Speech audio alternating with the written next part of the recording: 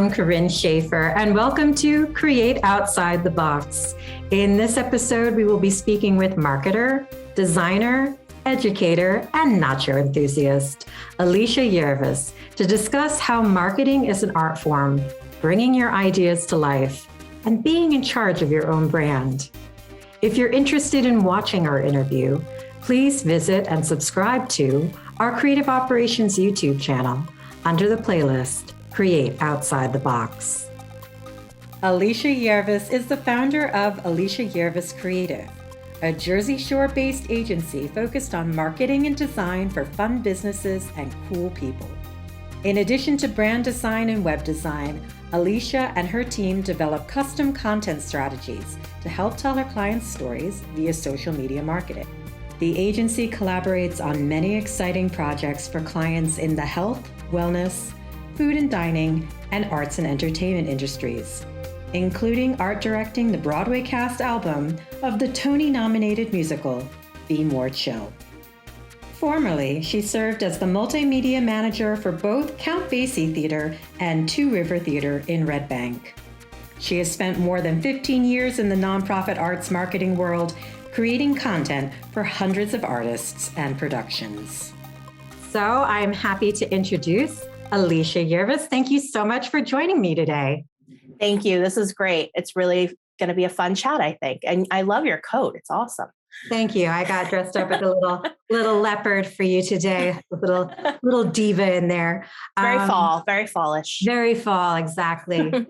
One of the reasons why I really wanted to have you on, other than the fact that you're just an interesting, fun person, is I really believe that marketing is an art form. Mm-hmm. And one really great example I think of this is the artist Andy Warhol. And he, of course, kind of spun everything on its head. He created art out of Campbell's soup cans, but he also built his own platform, which included Interview Magazine. So I wanted to ask you, how do you see marketing as an art form? So I think with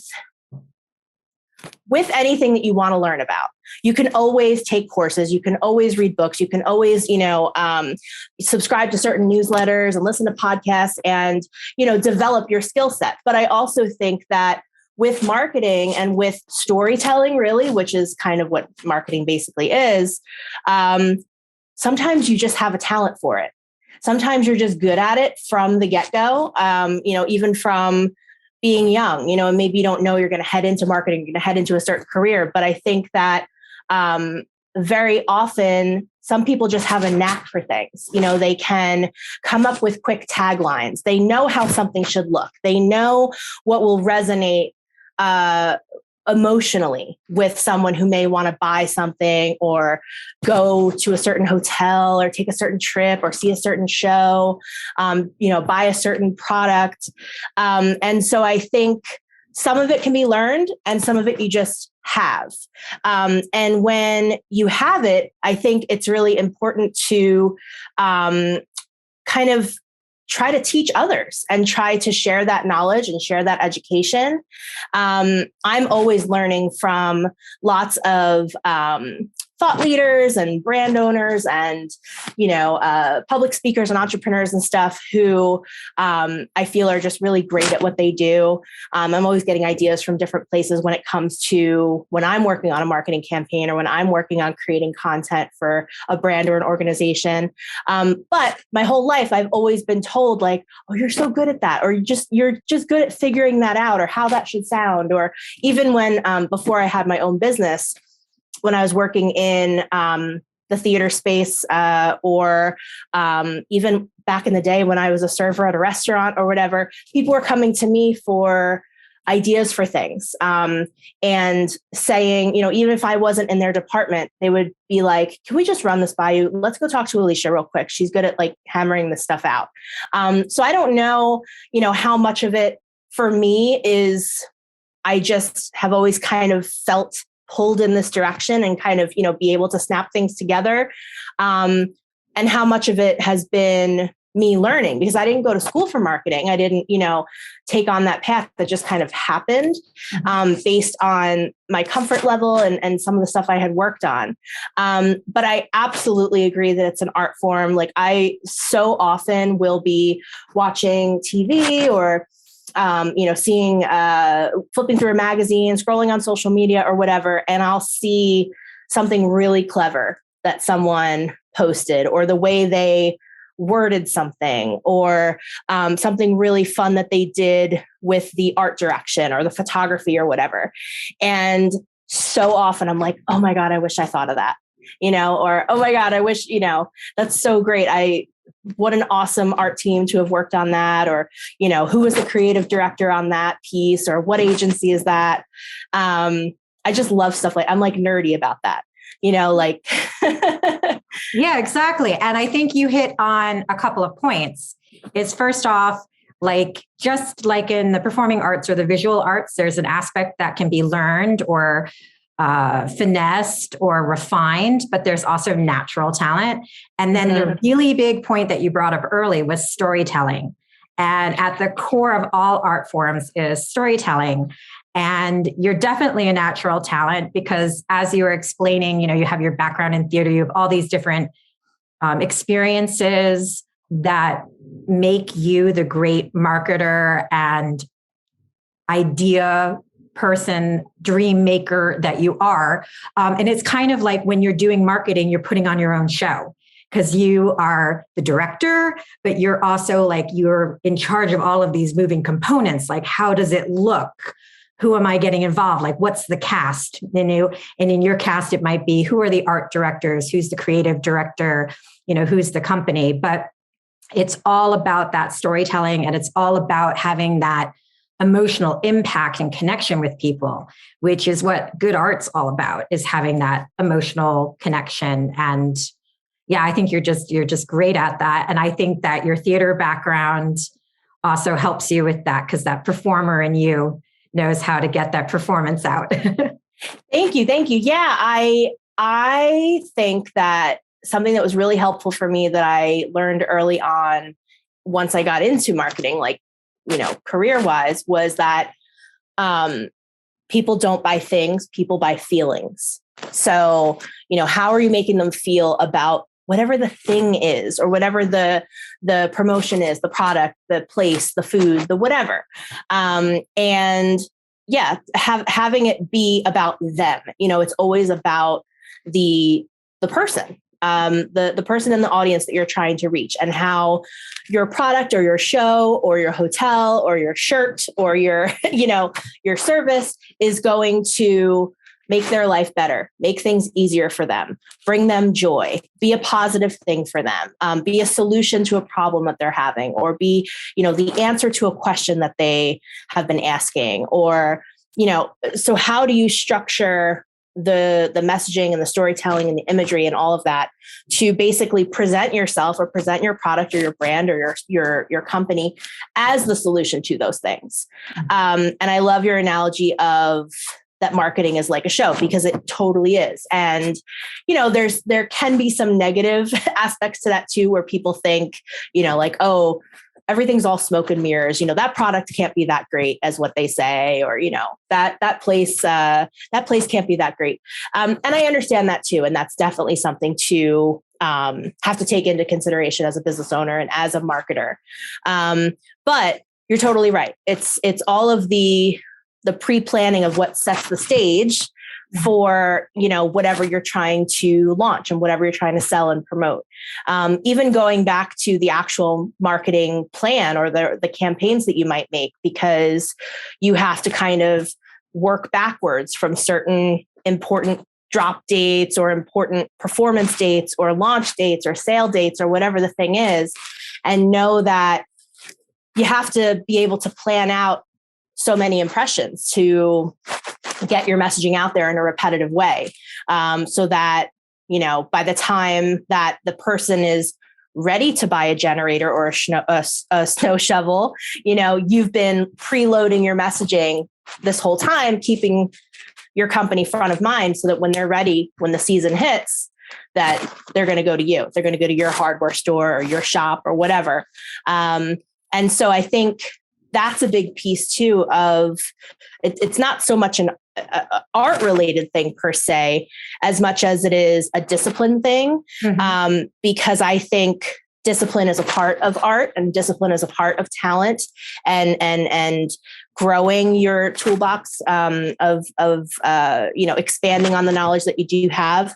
I think having the discipline to be consistent, with your marketing, to know that anything that you post or mail out or share is never going to be the silver bullet. It's never going to be, a set it and forget it, kind of thing where, okay, I've posted about it. Everyone knows about it now. All these sales are going to come. It's just not the case. There's too much traffic. Everybody's competing for attention, and you've got to make sure to be consistent and jump and wave and keep reminding people that you're there. Which sounds exactly like performers, because there's a lot of competition. And one audition or one piece of art is not going to make or break you.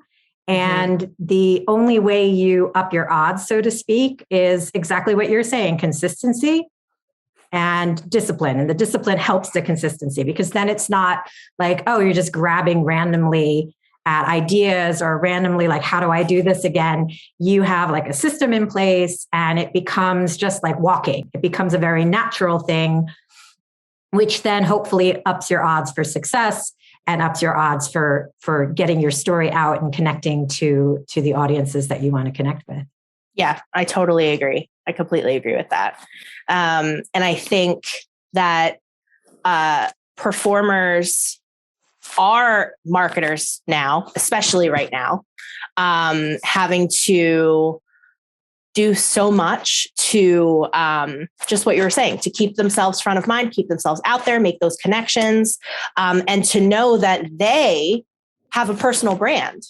Yeah. And that they need to get that personal brand out there. And I think, lots of performers are comfortable being out there and, doing the thing and using the technology, but a lot of them aren't, because, maybe they've never had to before, or, haven't had to use the technology and these tools in this way to truly market themselves 24/7, 365, whether they're in a show or not, whether they're, touring or not, whether they're auditioning or not, or whatever. It's like blogging on steroids mixed with networking and TMI, but in a good way.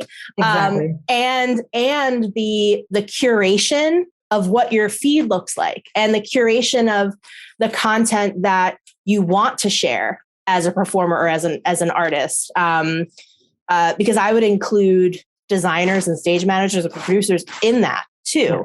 Of, the folks working behind the scenes still have a personal brand and still need to talk about who they are as an artist, but also what are their values and who do they want to work with, and what, is their aesthetic and their style, and who don't they want to work with, and who don't they want to associate with, like that is a very tricky area, I feel, now more than ever, because of the social listening that's always happening in the world. People are paying attention to who you're associating with, and people are paying attention to the comments that you leave and the comments you receive, and who's engaging with your content and all of that stuff. And so that's just an important thing to remember too, that while you're always putting your stuff out there on social media and marketing yourself and marketing your skills and your background and your portfolio and all that stuff, of just making sure that everything is on the up and up. Exactly. And it's tough. It is tough. Yeah. I want to get to that a little bit later. You're getting right to all of the nuggets of conversation that I want to get to, because I know that you're going to have some fantastic advice and fantastic things to say. But first, I want to find out a little bit more about you. Okay. So we have a slight change here because it must be Mercury in retrograde because none of the technical equipment is working. But now we get to see more of your beautiful face. And speaking of you and your beautiful face, I'd like to know more about you and how you got into marketing. Sure. So I went to college and I was undeclared at first, trying to decide what the heck I wanted to do. I thought growing up, like, oh, maybe I'll become a teacher, or, I really love to sing. Maybe I'll go that route. Maybe I'll study communications. So for my first year or so, it was really kind of a mixed bag of me trying all these things. And then long story short, I ended up not having a great experience at college. I picked the wrong college and I had always loved theater. I always loved Broadway. I always loved going to see shows. I did community theater growing up and stuff like that. And once I was in college and I had the freedom to kind of go to the city pretty much whenever I wanted, I would go in there and see shows, and eventually got into the Rent Head crowd and seeing that show like a bazillion times, and making long-lasting friendships there that I still am, friends with so many of those folks to this day. And through that journey of going there all the time and seeing that show all the time, we would start to see concerts and other plays and things that the actors from the show were in. And through that, I met my voice teacher, who at the time was the rehearsal pianist for Rent. And she connected me with this group of artists and individuals who this was at the time when MySpace was like a new thing. I kind of was helping her on MySpace a little bit and, helping her market her shows and her concerts and things. And I didn't know anything about social media. I didn't even know what the phrase social media meant or what it was or anything. But I just was doing it for fun on the side. During this time, I had moved to Brooklyn on my own because I was trying to audition and do all these things. None of that worked out. Ran out of money, had to move home. And when I moved back home, I ended up getting a job in the box office of this concert venue here in New Jersey. And that was really fun, and still doing the MySpace thing on the side for my friends in New York. And then one day, and I was working in, like I said, in the box office. And during the downtime, I was just thinking, oh, well, maybe the theater should have a MySpace page. Why not? So I just made one, and I didn't ask anybody. I just did it. And the upstairs, the admin department kind of found out about it and said, well, what is this? Why do we need this? We don't need that. We already have a website. And I'm trying to tell them it's not the same thing. There's this new thing. It's called social media. And I started to get validated because I would enter the shows at the time, MySpace was like really big and they had an event calendar and stuff. So I'm listing the events there. And then I started realizing people were actually buying tickets from there and messaging that page and asking, what time does the show start? Can I bring my kid? All these kinds of things.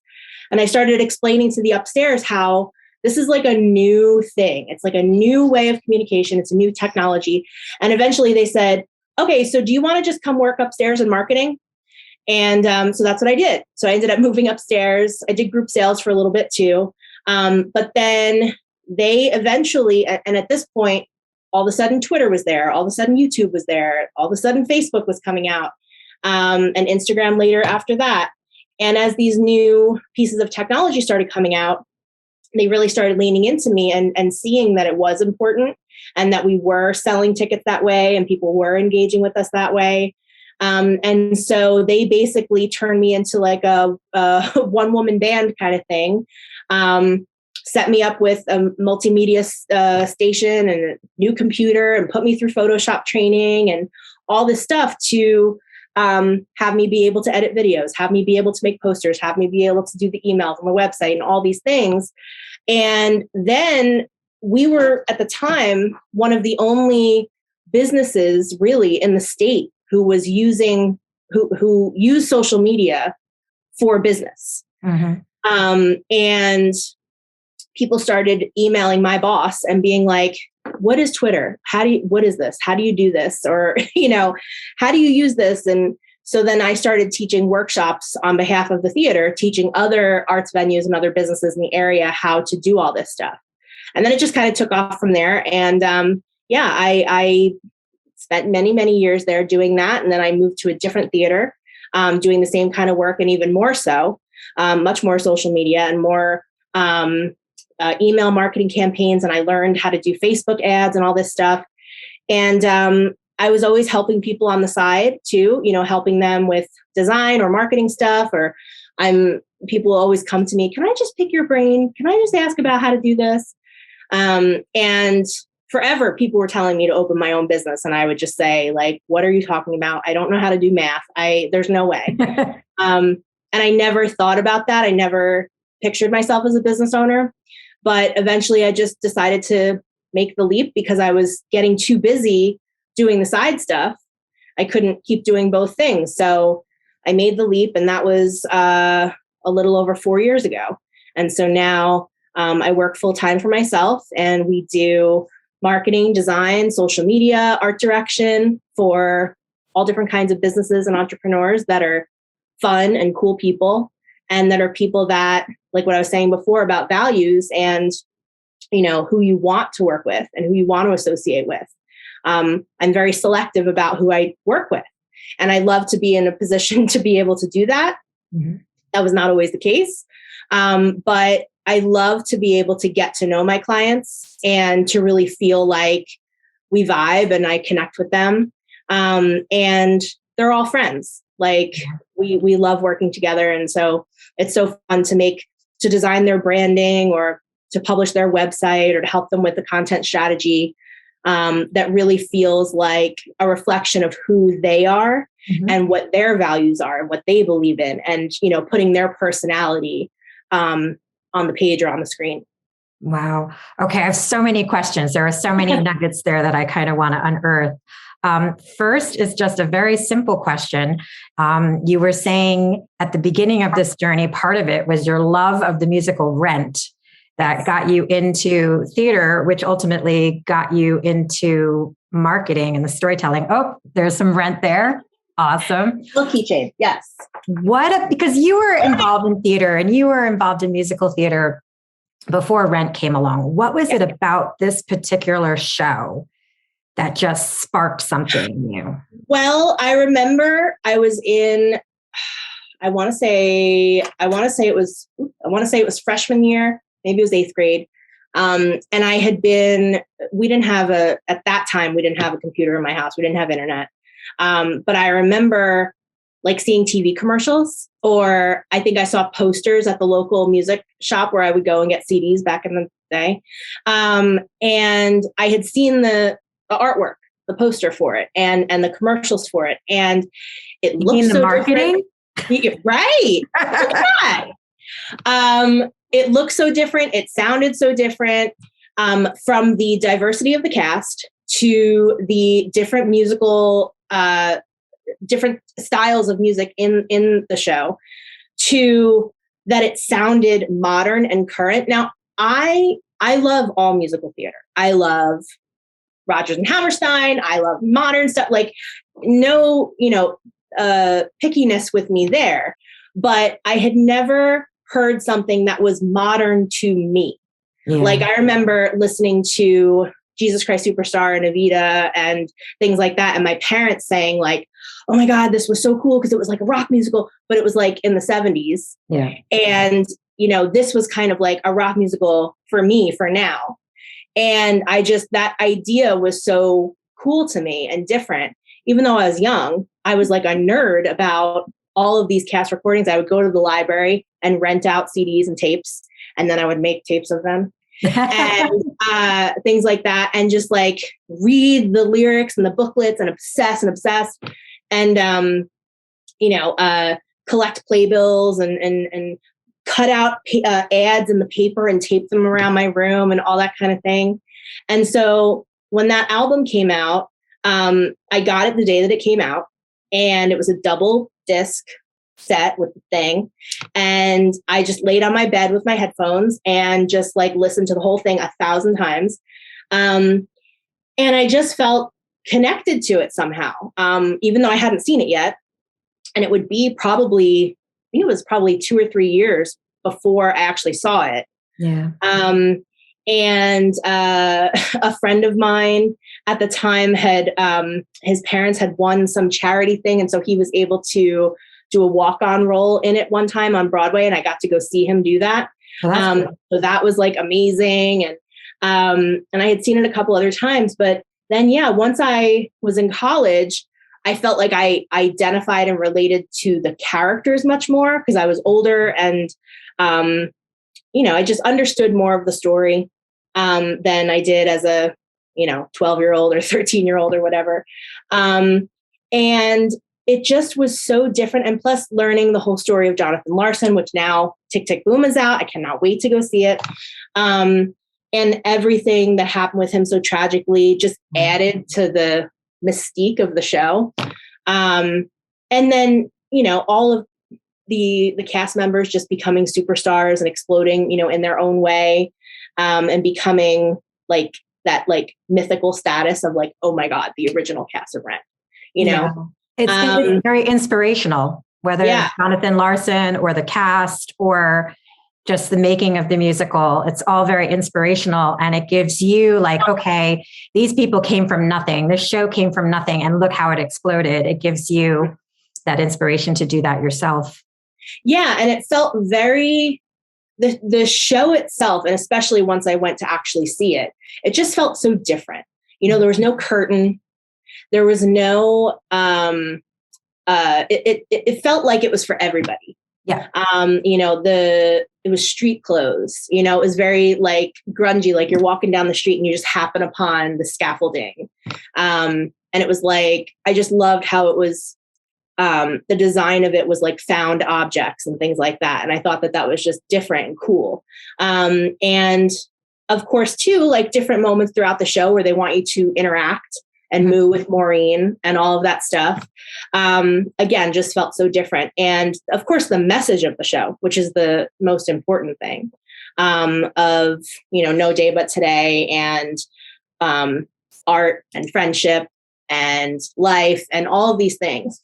I just connected to it. And then once I realized like, oh, there's this whole community too of like actual real people who, yes, were nerds and, are obsessed and sleep out in the street for tickets to sit in the front row, and all of that craziness. I just felt so connected to all of them and to that whole experience. And so many of the things that happened back in the day, like I look back on it now and I'm just like, I can't believe I did that. Or I can't believe I laid on the street, or I can't believe we went to this place, or just so many adventures came out of that whole experience. And I think that speaks to the message of the show too. And the message of Jonathan and all of his friends and all of his community, that he connected with and took care of and all this stuff as he tried to make his place in the world, just as they were all trying to do, just as everybody always tries to do. Yeah. And it's so funny because when that came out, now fast forward, we're talking about a lot of the same themes. And you look at that show, and again, it is inclusivity. It's inclusivity with the casting.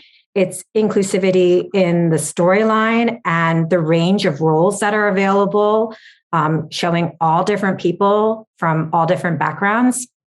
And like you said, and I think that this is very important for the arts to remember too, you felt part of it. You felt part of it because of the emotional connection to the music and the story, but also because they literally made it interactive. They literally made you part of the story. And then you walked away from the theater and continued the story by, as you said, creating these memories and creating these adventures. And that's really what great art is about. And now in 2021, going into 2022, we're going, okay, gee, we might have to look back at this show called Rent and remember how great things can be when we are inclusive, not only with the audience, but with the type of stories and the cast and the people that we involve and what greatness we can achieve when we do that. I totally agree. And I think that back at the time when that show started, when the sleeping out on the street was starting and the whole lottery ticket thing was starting, come and wait in line. And then you can get ticket for $20 to sit in the front row. They had an accessible ticket price option. They had this wacky new thing they were going to do with this lottery system or the sleeping out and first come, first serve for these tickets.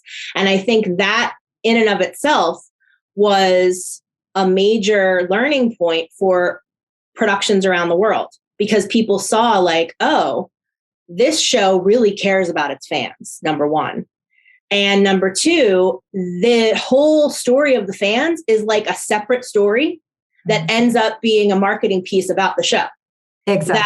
That, they work together back in that time. And they kept that going, the whole time that the show was running. I mean, they changed the process a little bit, but, you could always get tickets in the front two rows for $20. And now almost every show has some sort of lottery system or rush tickets or standing room tickets or some sort of affordable way. And I really think that there may have been some shows that had done it before then, but Rent really was the putting the flag in the moon, of like, this is a new thing. This is a new era. This is a new generation coming to theater.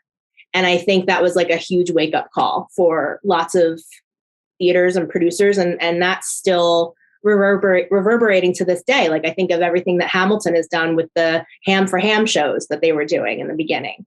Mm-hmm. And that became its own thing related to the show itself, but also like, oh, I could just come stand on the street and, I'm going to see a 10-minute show in and of itself, even if I don't get to see the show. And that was all done for the fans. And so many musicals, I think, are really now, well, they have been for years now, but I'm saying prior to Rent, they really weren't. Now they're really understanding that there's these micro groups of really dedicated, intense fans. And Rent heads, they had their name, just as lots of musicians and bands and things now have their, the Swifties and, Taylor Swift's fans and all the little groups that are very, very protective of their art that they love. And the artist or the show are very protective of them too. And it's cool. I think it's cool. Yeah, I think it's a good business model. I mean, I think there's a large portion of the performing arts that might need a refresher in this because there are definite art forms where the ticket prices, just even the base ticket price, is much more expensive. And there are Broadway shows where, for whatever reason, the ticket prices then go up to like $500 or something because of supply and demand. But I think as long as the performing arts are diligent about not having things get too out of hand with ticket prices and making sure that there are always tickets available that are accessible so that it's not an elitist art form. Because there's a lot about going into New York and seeing the show or seeing any show that becomes elitist just because like the cost of getting in and the cost of the ticket. And then we wonder why some of these art forms are having problems. It's like, well, they forgot exactly what Rent was trying to tell us, which is that you need to think of those fans. You need to make tickets available. You need to make it easier for them to come and see the art, and you will be rewarded. Yeah. And I totally understand because I've gone through financial spreadsheets that we cannot do everything for free and that it's very hard to get these shows off the ground and that there's pre-production costs and running costs and, shows are expensive. But I think that if we invest in art and invest in audiences, we're going to win every time. And I just think that Rent's a really, really good example of that. And it's good to be reminded of that, especially now with Tick, Tick, Boom and all of these things where we're thinking back on what Jonathan Larson started. And I think too that just one final point that, with that particular show, the show is about lots of people who have no money. Yeah. And, who are all really just trying to hang in there and help each other and be friends and try to scrounge together a few pennies to pay the rent, to get some food, to go see a show, whatever. And so to then put that show on Broadway or wherever, you have to make sure that the show or the folks that the show is written about can come see the show. Exactly. And, that was something so great that they made sure to do when the show then toured around the country and around the world too. To my knowledge, it was part of their rider that no matter where the show was happening, the front 2 rows had to be reserved for rush seats for $20. And I just think that that's great. And I hope they're still doing that to this day. Yeah. So speaking of trailblazers, another question that I wanted to ask you is, so you kind of, were doing MySpace, you were doing all this stuff. Like, are you always so like ahead of a trend or kind of feeling, because you were really ahead of things on that. Well, thank you. And you'll see the face I just made because I'm thinking, no, but I guess it's true to a point. I do definitely feel like I tend to always have a kind of clue about like, oh, this person's about to be really famous in like a year, or, oh my God, this product is going to be the next thing, or this show is going to be huge. Or this trend is going to blow up. So I guess that is true. I guess I just don't think of myself like that, but I do recognize that in a lot of ways, even when, clients or friends or family be like, oh my God, you've been talking about this thing. You're so right. This show is great. Or, oh my God, I'm seeing that everywhere now. Or thank you so much for taking me to that restaurant or, like whatever. So I do think that's true to a point. I never really thought about it. But in terms of like tech trends and things like that, I definitely don't feel like I have been like that prior to now. Mm-hmm. Like now I feel like I'm always kind of listening to a point because I'm trying to do other things too. But like, I'll start hearing about a feature in an app that all of a sudden is going to explode. Like, for example, Reels, like Instagram Reels. They're the bane of my existence in some ways because I feel like they take too long to make and I don't have patience. But I know that they're important and I know that Instagram is really favoring them right now and trying to show them to lots of people. And I've been trying to get my clients to do them and they always do really well. But I remember before they blew up, before they became like basically Instagram's version of TikTok, I started kind of just seeing little reverberations or a little heartbeat about this thing. And I would talk to people about it. I would ask them about it. It's like, what is that? I've never heard. I don't know what you're talking about. I don't know. And then all of a sudden it exploded, and then it's like, oh, this is that thing you were saying. So, I think that that's definitely true to a point, but it's hard because I always tell my clients, like, there's always going to be a new social media platform, a new piece of technology, a new app, a new thing. There's always going to be the next big thing. And it can be overwhelming because you want to be able to participate and be like a founding member or the first person to do a thing, but it also can burn you out so quickly because the fact that there's always going to be something new, you can't be everywhere at once and you can just get so overwhelmed. So I like to try to make sure that whatever the thing is gets a little longevity first, like it has like a little runway or trial period, so that we know it's going to stick around and that we know it's like actually good, and then try to dip your toe in the water. But also to caution, you don't have to be everywhere. Pick 1 or 2 social media platforms, get good at them, get comfortable, then start to think about like, okay, maybe I want to try TikTok. Maybe I want to try YouTube, is my opinion. Mm-hmm. No, I think that's the way to go. And speaking of new things and creating things, I want to talk a little bit more about your business. You started saying that that's like the latest part of your journey, but I want to know more about your business. And you said you've worked with everything from, theaters to stores to acupuncturists and ceramic shops where you can make your own things. But yeah, I want to hear more about that. And also you were saying on this journey, you've gotten to a point where you can pick your cast. So you are the director and you can pick the creatives around you who you want to collaborate with. Yeah. So when I started, like when I had left my previous job and I started to do this full time, in the beginning, I wanted to help everybody. I wanted to take all the jobs. I wanted to help everybody. I'm just getting started, quote unquote, even though I really wasn't, because I've been doing this stuff professionally in my job, for years.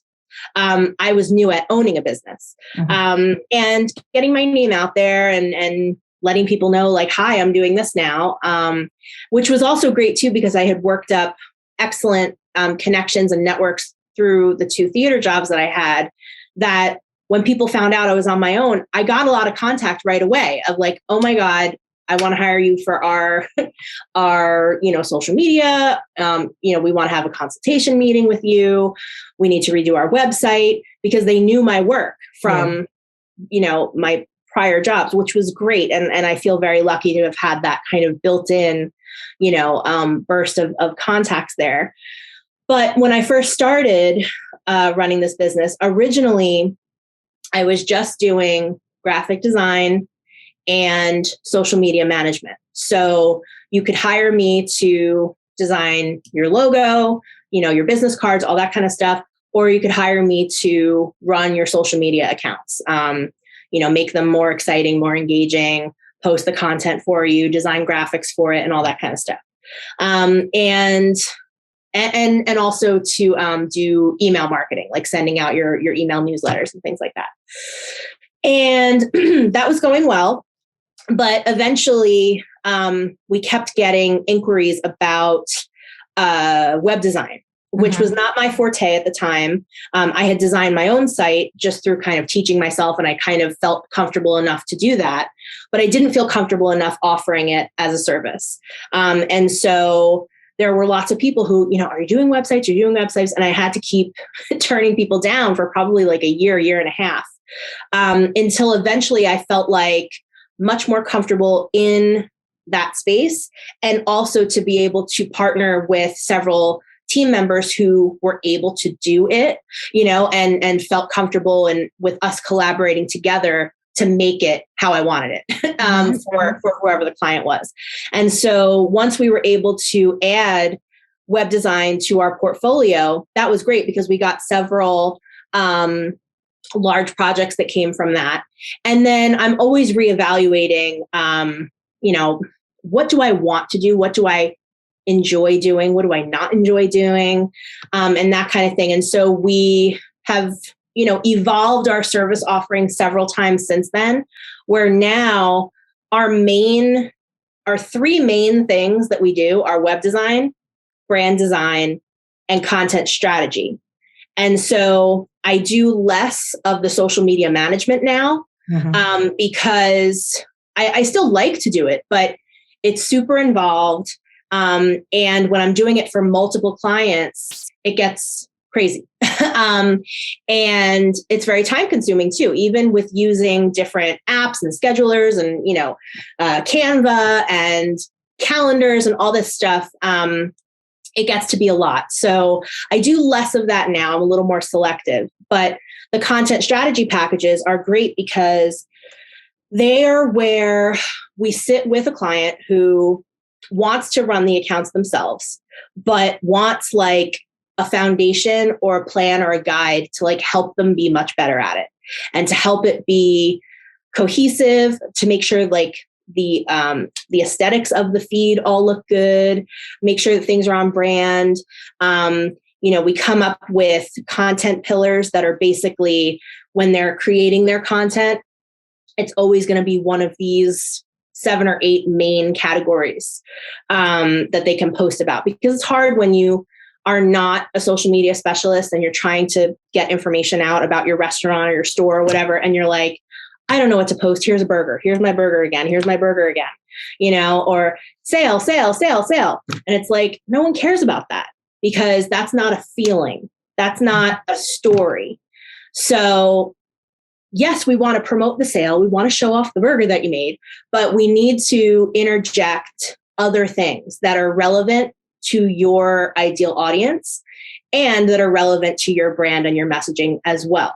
So, for example, if it's a restaurant, maybe we want to talk, maybe one of your content pillars is like your staff and your team. Maybe another is your culinary point of view. Like, let's talk about the cuisine and why you have this type of cuisine and the ingredients and the vendors that supply them and how you prepare the food. Maybe another is the neighborhood that the restaurant is in. Oh, let's storytell about this historic district that we're in and here's stuff that happened back in the day. Maybe another is customer reviews and testimonials, like showing how great your restaurant is. All these different kinds of things that is not just a picture of a burger 300 times. And so we work to create those custom content strategies with my client that's relative to whatever their business is, whether they're a salon owner or a dog walker or an actor or whatever. And then we create a mood board that shows them, what their aesthetics should look like. Here's some starter Canva templates that you can then edit on your own to keep it going. And we also set them up with several months of calendar prompts where we're basically taking the work away from them and saying, this is what you're going to post about today. And if they do it, they do it. If they don't, they don't. But at least they don't have to think about it. They know what they're going to write about that day. And that's been a really, really good service for us because I want to help everybody, but I understand that not all businesses are ready to invest in a retainer service to have somebody on to manage this for them. But this is like a one-time service where then they're all set up and they feel like they have structure and a plan and they know what to do and they can just do it now or give it to somebody to do. So that's the content strategy piece that we do. And then, like I said, brand design, a full brand identity suite where we're setting you up with your logo plus all your social media graphics, your website graphics, your email graphics, letterhead, business card, all of that. And then the web design. And then we, if people come to us with questions or they don't know what they need or whatever, we normally will go on a discovery call. And part of my job is to help diagnose because sometimes they think, oh my God, my website sucks. I need a new website. And it's like, do you though? Like, let's talk about it. Yeah. And then by the end of the conversation, it's like, no, I don't need a new website. I just need a strategy. Or no, I just need to I want to change my branding or I want to change my copy. And so that's part of it too. And that's important to me because I get very frustrated when a business owner is burnt out or frustrated with their messaging or sales or whatever, and I look at their site or their social media or their emails, and in 2 seconds, I see exactly what's wrong. Mm-hmm. And I don't care if they hire me or not. I just want to tell them, like, do you know that all the links on the main page of your website are all broken? Do you know that your Google listing has the wrong store hours? Do you know that your Google listing has 3 bad reviews on it that you didn't answer? Do you know that your social media link is broken or, your whatever the thing is? I like to, not in a rude way, but to just tell them like, just so you know, blah, blah, blah. So I really enjoy doing that. And part of the other piece of my business is I'm trying to grow the education side. So what I was saying before about sharing what you know and giving advice and sharing tips and stuff, I'm heading in the direction of adding online courses and online resources to my business for other business owners who, again, may not be ready to hire us, but I could say, but you can take this course, but you can download this, this guide, you can buy this packet that'll help you. And I also have a free Facebook group too, where I give out tips and tricks and I do some tutorials on there and things like that. Just because I like to and I want to. So those are kind of the main things that we're doing. And if someone wants to hire us for like a one-time, strategy session of just whatever, like a brain dump kind of session, I love doing those too.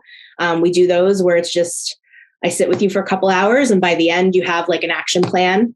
And I just like to help people figure it out. But what I will say is almost everyone that I talk to, no matter what kind of project it is, whether it's a design, a social media, art direction, getting more client reviews. That's another thing that we do. Anytime that I talk to anybody, they always say, I have no time. I'm overwhelmed. I don't know what the heck I'm doing. I just need someone to tell me what to do.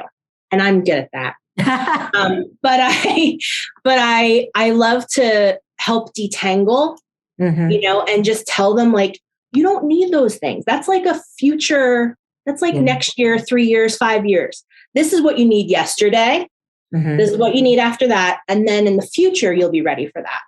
And I get the feedback a lot of times after a discovery call, even, and definitely after client calls. Oh my God, this was like a therapy session. Oh my God, like, thank you so much, which is good to hear. But yeah, that's a bit about what we do. And then in terms of choosing about who I want to work with, and who I want to spend time with, that's why the discovery calls are so important, because sometimes people will send me, like, I have an inquiry form on my website where they can, ask a general question about a project, and I get an alert about that. And I'll send back some initial information, and I'll put, my calendar booking link on there, if they'd like to continue the conversation. And that's been so key, because sometimes people's personalities just do not come through when you're typing. And on the other hand, sometimes someone sounds great on paper, but then you meet on Zoom and it's like, no. So I really, really love to click with people. And that goes the same for, like, when I'm choosing a collaborator or a partner I want to work with on a particular project. If I have to hire a specialist for a particular thing, we always jump on Zoom first, because I want to make sure that we're vibing and good. Because if you're not having fun with your team, and if you're not enjoying the work that you do, then why are you doing it? And that's what I was experiencing a little bit in the beginning, because, like I said, I wanted to help everybody. I wanted to take all the jobs. I'm getting started. But over time, it's been more curated, and that's been good. Yeah, because again, so much goodness there. One of the things that you're actually doing is you're bringing people's ideas and dreams to life. And you have, I think we're similar in this way, is you have like the overview, like a really big overview, but you see all the tiny steps to get to that giant overview. And I find there are a lot of people, they're like, I want to have the business, I want to have the success, I want to have the role, I want to have the show. Wake me when it's there. Yeah. And you just go, yeah, but there's like all of these steps to get there. And if you don't take these steps, you won't get there.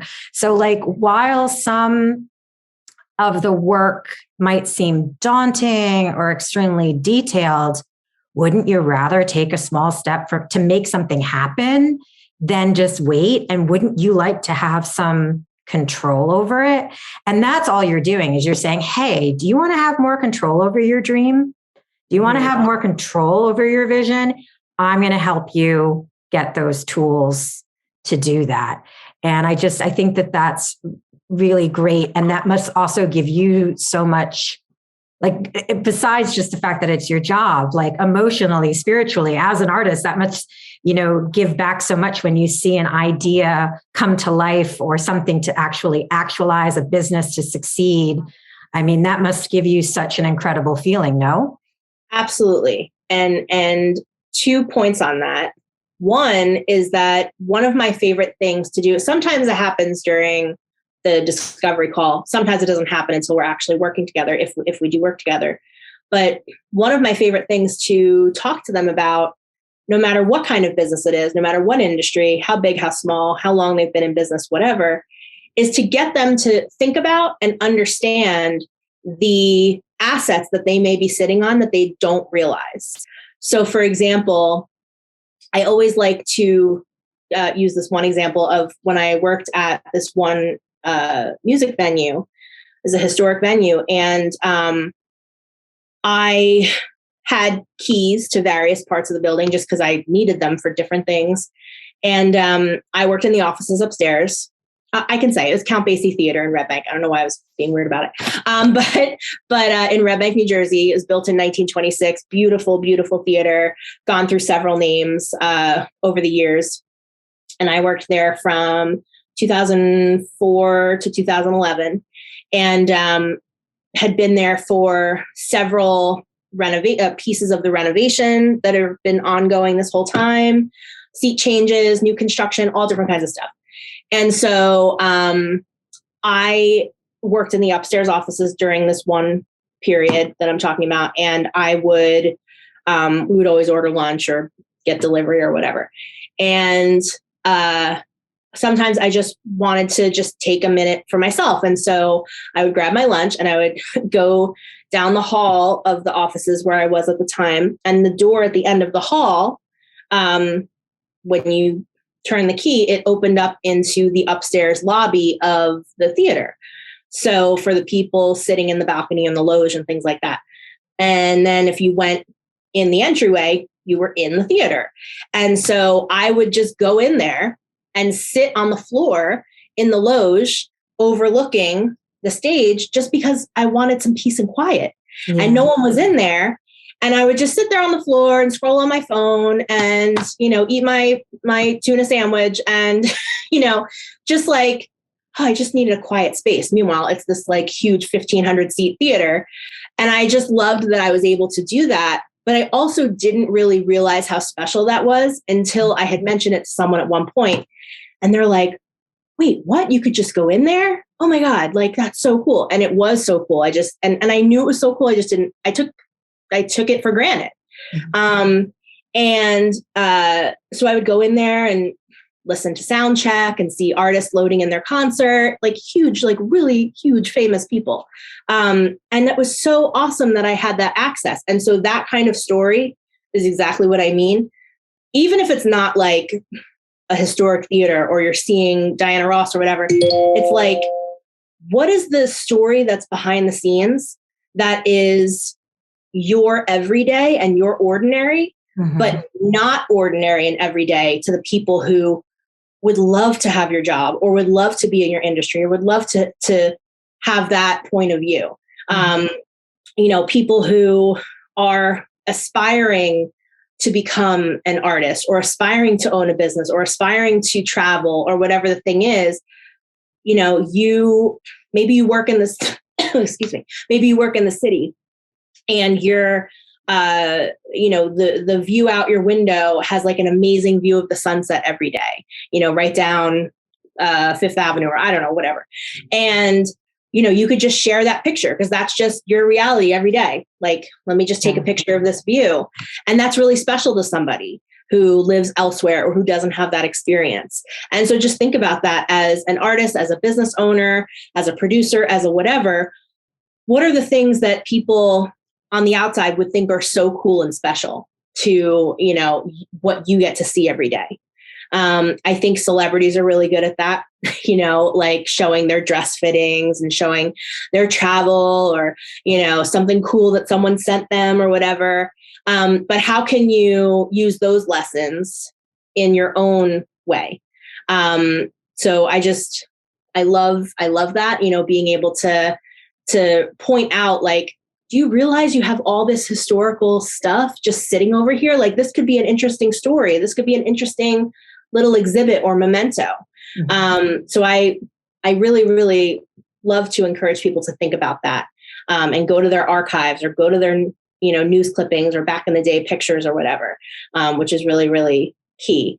But also in terms of the satisfaction level of seeing something take off or seeing something come to life, very often it's great to put a vision out there and then see it happen. But it's also great when sometimes there's some happy accidents mixed in or additional collaborators who then make it better than what you were originally thinking, and so something that we have done for two of our clients, which we're not interior designers, we're not architects or anything like that, but we do love to storytell and we love to show things visually. I'm a super visual person. And also coming from the theater world, with, not that I built the sets, but knowing how much of an impact beautiful sets and lighting and all of this can make. And knowing even the lessons we can learn from huge window displays in retail and store displays in retail and all of that kind of thing. We helped re-envision the facades for 2 of our clients. How cool. To make them more exciting, inviting, colorful, welcoming, more eye-catching, really. One is an acupuncturist up in Kenilworth. She has hot pink hair. She's punk rock. She's so fun. And her logo is like a giant cartoon head of an avatar of like, that looks like her. And she has the bottom floor of this office building in Kenilworth. And the inside of her store is beautiful. There's like an apothecary shop. There's a yoga room. There's treatment rooms. There's plants and a huge David Bowie lightning bolt. And it's really fun. The outside was just like kind of plain brick with like a sign.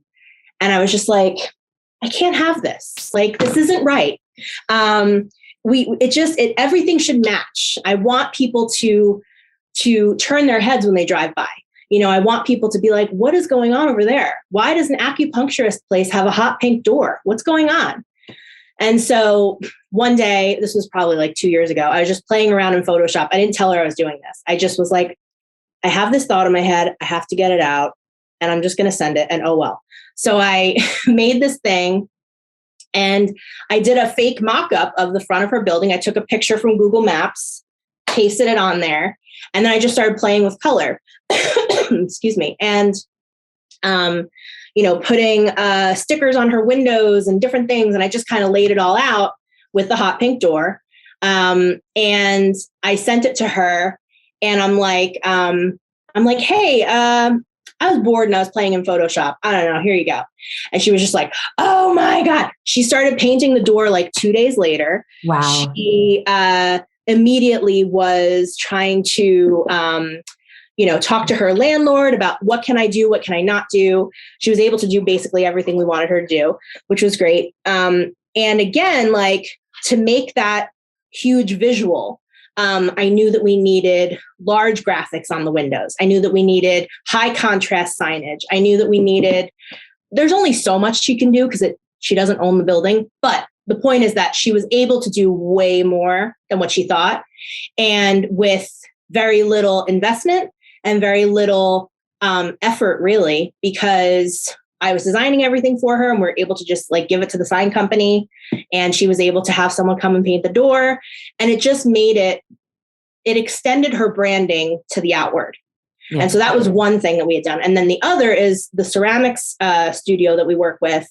Same kind of thing. They had taken over a space that originally was basically this long kind of dreary warehouse, like a 1-story. And they had turned it into a shop and the inside looked great, but the outside just kind of looked blah. And even they thought that. And meanwhile, their branding is like rainbow tie-dye and super fun. And the inside of the store is like all this paint and all this fun stuff.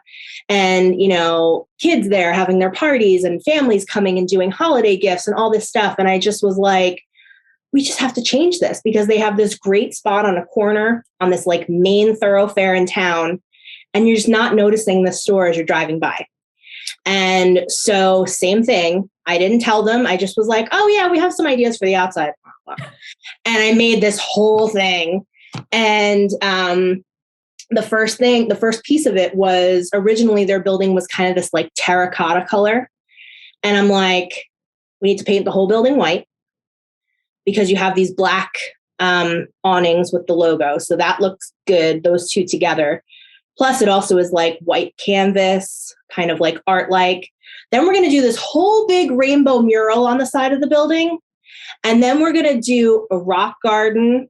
We're going to do colorful plants. We're going to do these benches. We're going to do flags. And then we're going to, on the other side, have like an outdoor party area with multicolored picnic tables and chairs and paint buckets. And then we're going to do the word paint up the side of the building. And then we're going to have these dandelion needles going across the thing. It was like very elaborate. And I sent it and she texted me and she was like, I'm crying.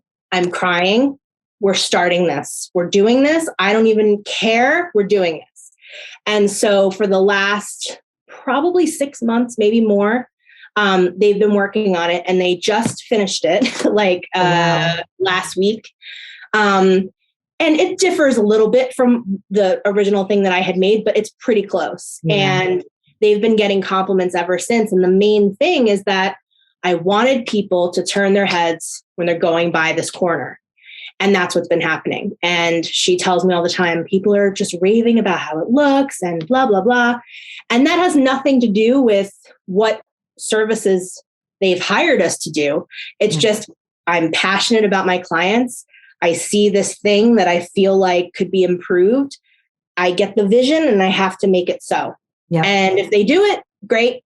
If they don't, fine. But at least I've shown them what I think is possible. Yeah. And so it's happened twice now, and that's been very fun. That sounds very exciting, and goes back. I had said before, you're like a director. You're like a director producer, because you're just like, I see the whole production, how it should be. I will map it out for you. It's true. That's how I feel.